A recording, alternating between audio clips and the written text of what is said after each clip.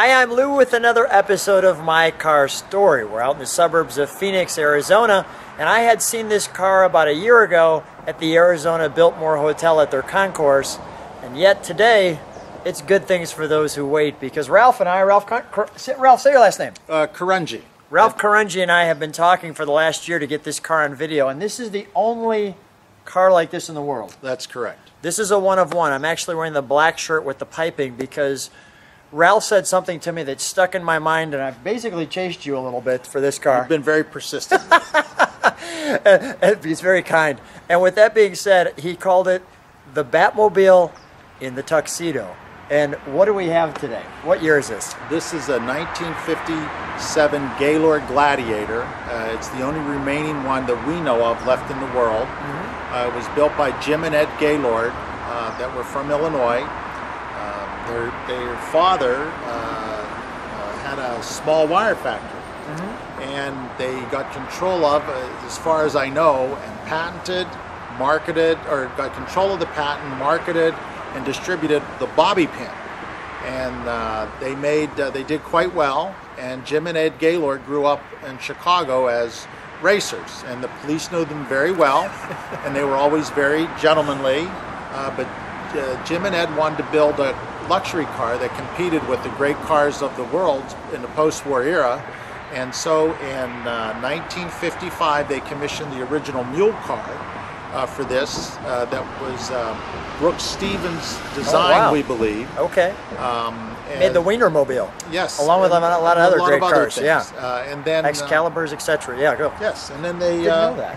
they had went for have it constructed in West Germany. They started with Schoen, and then they went on and had this car was done by von Zeppelin of Zeppelins, and it was a very rare find that my partner Bill got or obtained, and we've been partners in this car, and we were lucky enough to win the Biltmore Avant-Garde class last year, and it won its class at Pebble Beach in 1992 after a meticulous restoration by local craftsmen here.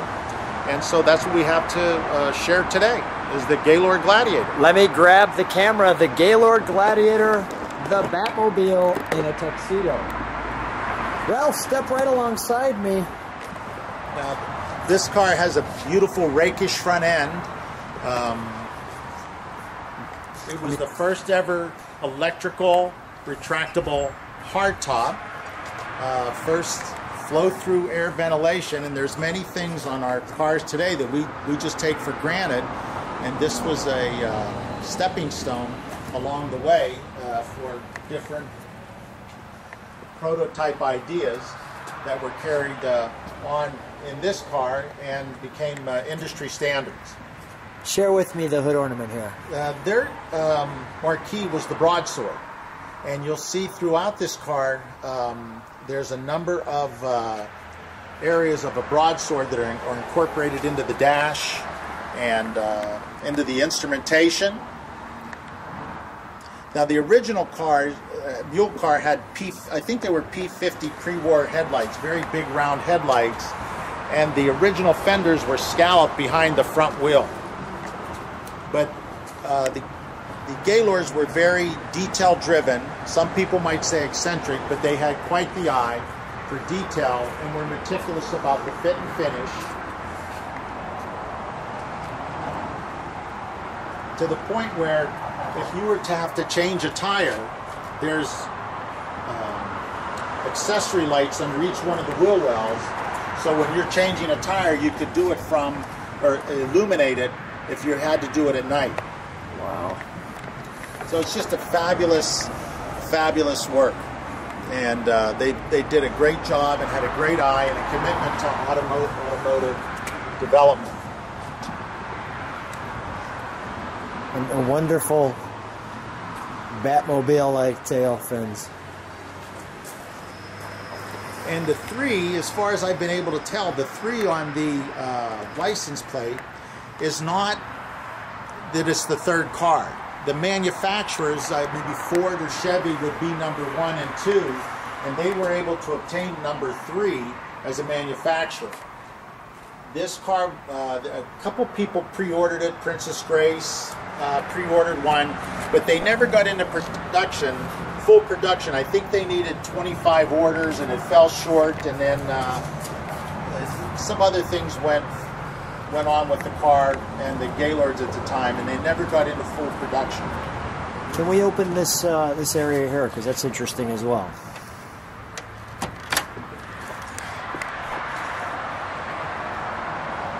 This actually has a sled on it,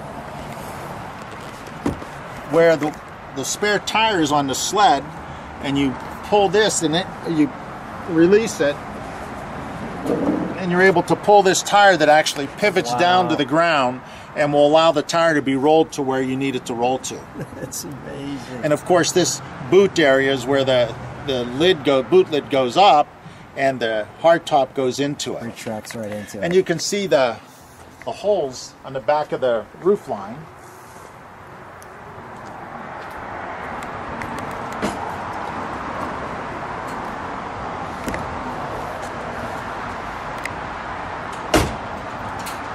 Just gorgeous. Let's open the interior, Ralph.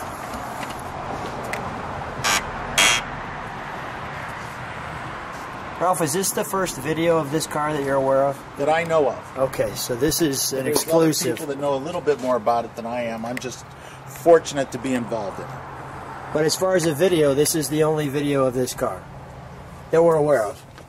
When they restored it, before it went to Pebble Beach, they took videos of every piece of the car coming apart and being redone, and it was under the direction of Mr. Gaylord.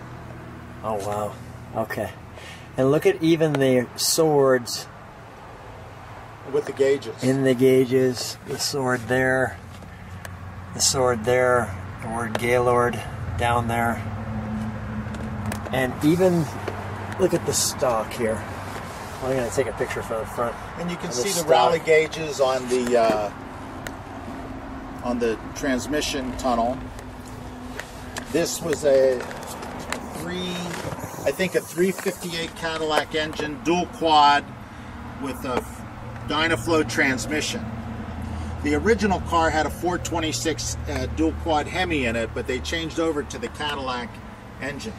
So it's a real piece of American automotive history, and one that I'm very proud to be involved in. Oh, this car is amazing.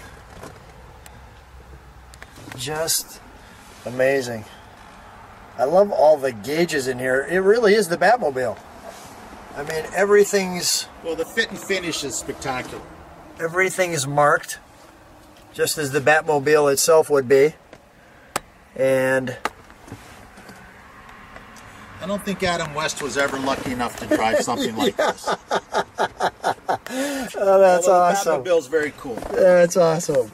That's great. All right, let's pop the hood.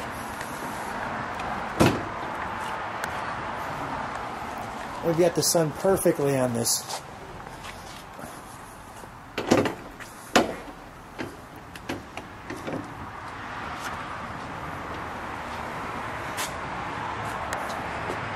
So of course the fit and finish extends to, look at this, the engine compartment. Notice how they moved the engine so far back, trying to get it behind the front wheels to give it as even of a distribution. Let me show that. Here's your front wheels, and your engine is behind it. So look at this long pipe here, and then the linkage. It's a front wheel drive, or it's a mid-engine car, right? For all intents and purposes. I mean, look at that. And so for the time, it was very, very innovative. That is way over the top. You can see the date, the manufacture date of this car is 57, bodied by Gaylord Zeppelin, Gaylord Cars Limited of Chicago.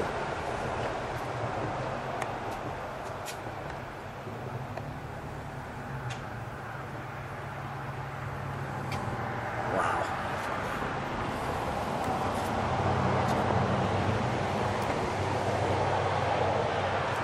And you can even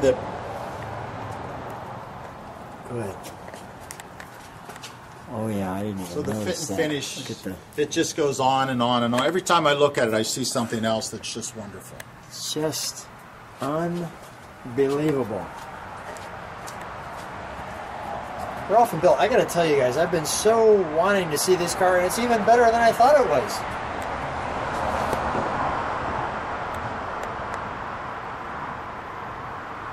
Just amazing. Well, Lou, you've been so persistent, I couldn't put you off any longer. Is that enough with this guy? Give him the car, for God's sake. All right, let's turn it on. You know what I do need to hear, though, is I need to hear this horn. That looks like quite the trumpet here.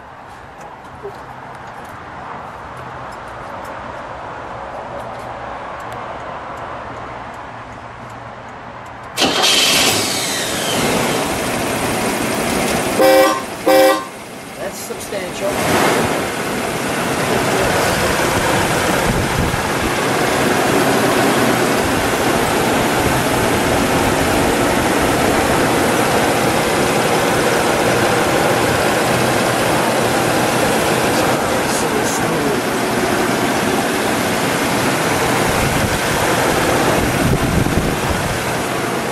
I don't even know if we're going to hear exhaust. It's so smooth, Ralph.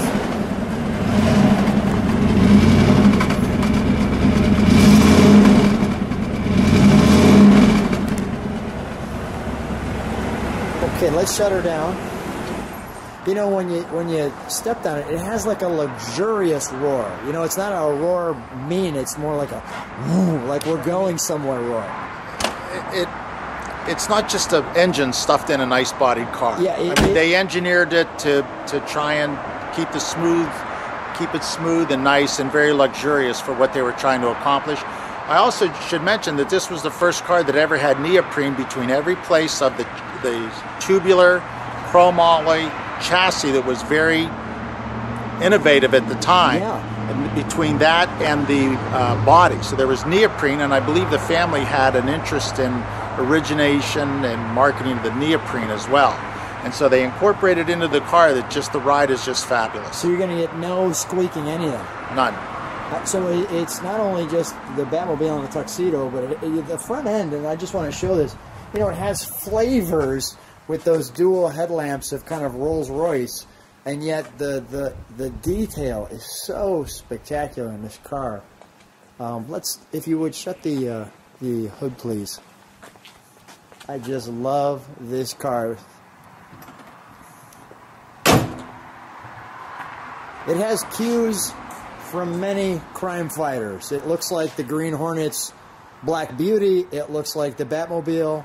Ralph, stand right next to her, please. Thank you for allowing me to come and video. It's such a treat. Thanks for being on my car story. You're welcome, persistent Lou. I've got a little extended cut version for the Gaylord Gladiator, and I knew you'd want to see this. So let me grab this. And here today, I'm with my buddy Phil Lutfy. How are you? Very good, thank you. And with that, you are one of the people who restored the Gaylord Gladiator. Can you tell me a little bit about that? Yeah, it's the only car I've ever restored for somebody else. It wasn't mine. And Tom Barrett, the Barrett-Jackson auction guy, was a patient of my father's and then later on mine. He talked me into restoring it for Gaylord. It was out in a northern Arizona, northern Phoenix carefree body shop. It was all taken apart and dismantled and not in really nice shape. So I went out and we loaded up all the parts on one of the trucks that I had and hauled them to Phoenix, where we started the restoration. And I was very fortunate that I had a very, very good technician, Robert Shortman, who had helped me through the years working on my own personal cars. And we got together and I commissioned him to do the mechanical part on it, to help me take and dismantle it all. And in fact, we did all the work, most of the work at his home shop. The paint job, we sent it out. The upholstery was sent out. The chrome parts that needed to be redone, they were also sent out and redone. A little story about the Gaylord. There were two brothers. One was Jim, and I forget the other one's name. they really loved cars, and they had a dream to make they wanted to do the Duesenberg of the 50s. Yes. So they had through the years, multiple trips they had made to Mercedes-Benz factory where they were watching the actual assembly of the gull wings and the roadsters, which was kind of a secret. Let me show these pictures. Keep talking, please. They make sure that it was kind of a secret deal. Nobody else was really allowed to befriend Mercedes because they kind of standoffish. But anyway, they accepted him, and Gaylords wanted them to build the first body, but somehow they didn't hook up, and so he contacted another builder, I believe it was Spahn, who did the body, and he worked with General Motors for the engine, which was a Cadillac Eldorado hopped-up engine, and all the parts were modified from different producers.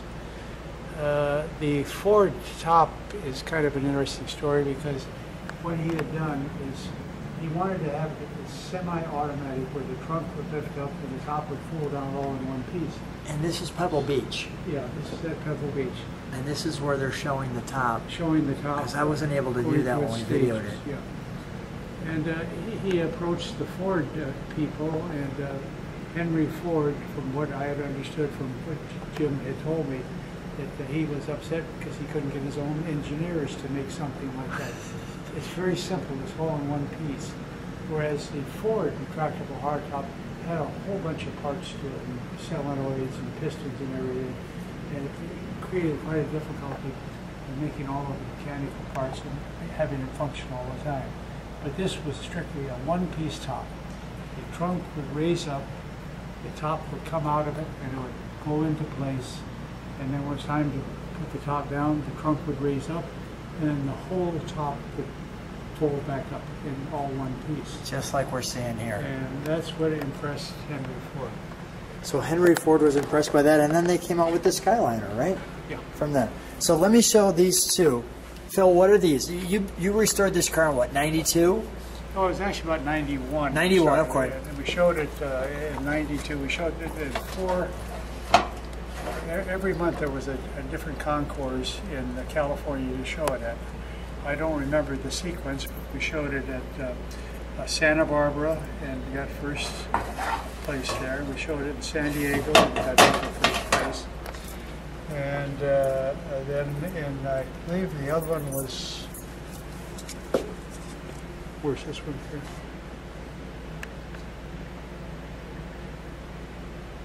Oh, Newport, okay, Newport. Yeah, Newport, San Diego, and Santa Barbara. And then finally the last one was at Pebble Beach, where it got best of show in its class, series. Which I'm showing right here. So we got that. And this one here. May I pick this up? Sure. Thank you. And here's our Newport Beach Concours d'Elegance first place. What a nice cup. And then here's the Gaylord, another first place. There was quite a bit of stress that was related to that because we had one show every month. So to do 4 or 5 shows in a 6-month period was quite a challenge.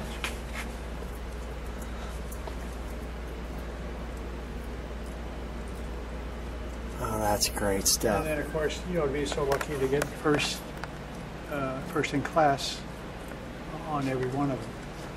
And the car's now moved on to a museum, I understand.